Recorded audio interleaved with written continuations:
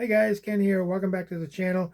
As you know, I'm in the process of rebuilding my eBay store entirely from scratch.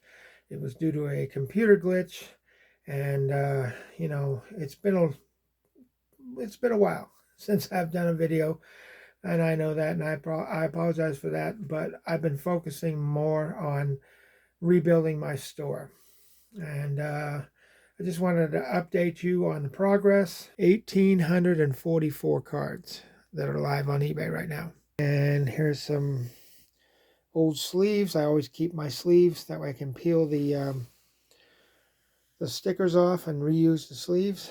That way I don't have to buy more. And here is about 1,500 cards that I'm going to be throwing into those 1,000 lots I'm going to be selling on eBay at a very reasonable price. And then we come over here to the eBay shop. It used to be called the eBay room. Now we've renamed it as the eBay shop. And I go in here. And these cards right here with the blue stickers on them, blue tape on them, those are the ones that I have currently on eBay. And those are all in numerical order. Now these here are ones I've already gone through, and those are going to be also included in the 1,000 lot sell-off.